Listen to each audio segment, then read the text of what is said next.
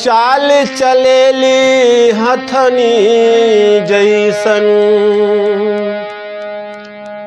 हम व्यास राजकुमार आही रउआ गार्जियन लोग के चरण छू के चरण वंदना बा।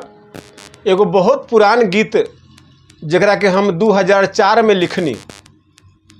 एक गीत के रचना कल 24 साल हो गई, लेकिन आज 2004 के लिखल गीत आज हम लाइव करतनी। रउआ गार्जियन से आशीर्वाद लेवे खातिर विचार करे के बा, एह लोकगीत के सुने के बा, आशीर्वाद के रूप में लाइक कमेंट करके अपन आशीर्वाद देवे के बा। चाल चलेली हथनी जैसन, चाल चलेली हथनी जैसन, सैंडल के का हम बयान करी। आइल समैया खराब भैया,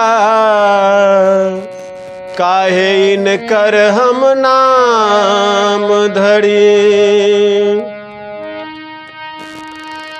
तनइखे फिकर तनिको सा, घूमेली बजरिया सरेआम। एगो हो जमाना रहल की, चाहत रहे डोलिया कहार।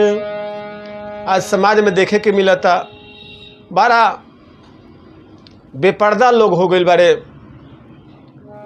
कहल ना जा सकता, राह चलत देखे में शर्म लागेला, खुद शर्म लागेला। ऐसने एगो रचना कैल गीत 2004 के रचना कैल गीत बा। आज 2026 चलता, मान ली 24 साल पहले ये गीत के हम लिखनी, जे आज रउआ गार्जियन के सामने रखे के चाहत नहीं। बार लहरदार हो, बार चटकदार गोड़िया शहर वाली। बार लहरदार हो, बार चटकदार गोड़िया शहर वाली। खोजेली लव मैरिज प्यार गोड़िया शहर वाली। जब हम दिल्ली में थे उस समय इस गीत को हमने रचना किया सन 2004 में। आज आप गार्जियन के समक्ष हम रखना चाहते हैं। बार लहरदार हो, बार चटकदार गोड़िया शहर वाली। खोजेली लव मैरिज प्यार गोड़िया शहर वाली। खोजेली लव मैरिज प्यार गोड़िया शहर वाली। पहले के लोग कहत रहे कि लड़का खराब बा, वो लड़किया के भगा के ले गए। लेकिन आजकल के लड़की लोग गार्जियन के तब मर्यादा प्रतिष्ठा सबके तार पर रख के भाग जाता रही। वहाँ के तनिको फिक्र नहीं खे कि कितना बाप महतारी हमरा के मान मर्यादा लाज से ताल पोस पाल के जवान सियान कैलस। आज वो बाप महतारी के प्रतिष्ठा के हम का करतनी। बाप महतारी जी ही जिंदा तो रही, लेकिन वो अपने आप को जिंदा लाश समझिए जब बेटी घर छोड़ के चल जाली। तो ऐसा ना हो के चाहिए। बार लहरदार हो, बार चटकदार गोड़िया शहर वाली। खोजेली लव मैरिज प्यार गोड़िया शहर वाली। खोजेली लव मैरिज प्यार गोड़िया शहर वाली। का तो हम वो लइकवा से प्रेम करतनी, रउआ ओकरा से हमारे शादी ना करे दे हम तो हम जहर खा ले मर जाए। बरे ये क्या संस्कार संस्कृति शिष्टाचार है। बेटी लोग को ऐसा नहीं करना चाहिए। अपने पिता और अपने माता के प्रतिष्ठा को देखते हुए आपको शादी करना है तो ये सब समझौता के साथ कीजिए शादी, न कि घर छोड़ के भाग जाना और प्रतिष्ठा बाप महतारी का ले लेना। ये अच्छी बात नहीं है। बेग लटका के झटका के ऐठत चले। बेग लटका के झटका के ऐठत चले। ऊंचे एड़ी के सैंडल के चाल का कहीं।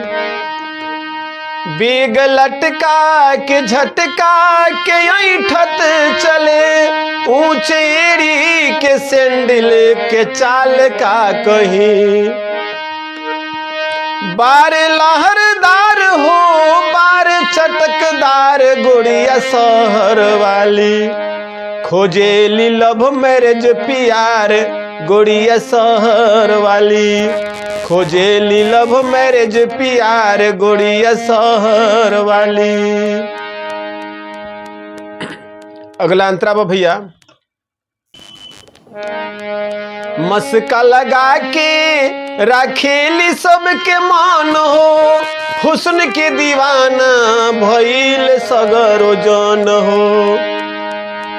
मस्का लगा के राखेली सबके मान हो, हुस्न के दीवाना भइल सगरो जन हो। अरे नइखे मिलत कवनो, नइखे मिलत कवनो जोरदार गोड़िया हो।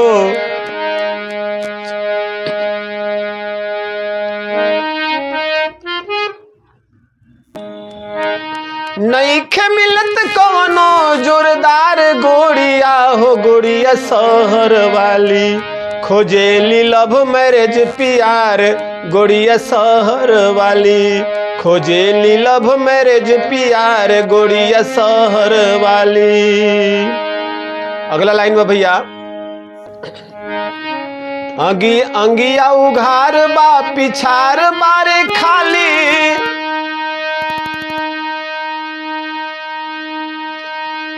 अंगिया उघार बा पिछार बारे खाली, चीर के अरमा हो करेली होठ लाली।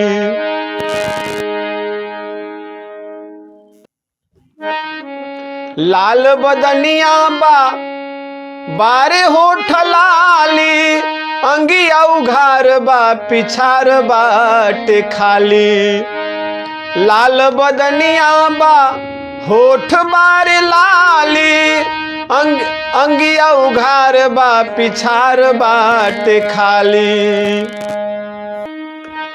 चीर के अरमा, चीर के अरमा करेली विचार गोड़िया शहर वाली, चीर के अरमा करेली विचार गोड़िया शहर वाली, खोजेली लव मैरिज प्यार गोड़िया शहर वाली, खोजेली लव मैरिज प्यार गोड़िया शहर वाली। बारे लहरदार हो बारे चटकदार गोड़िया शहर वाली, खोजेली लव मैरिज प्यार गोड़िया शहर वाली, खोजेली लव मैरिज प्यार गोड़िया शहर वाली। अच्छा लगे तो आशीर्वाद के रूप में एक लाइक कमेंट करेंगे और अपने छोटे भाई को आशीर्वाद देंगे।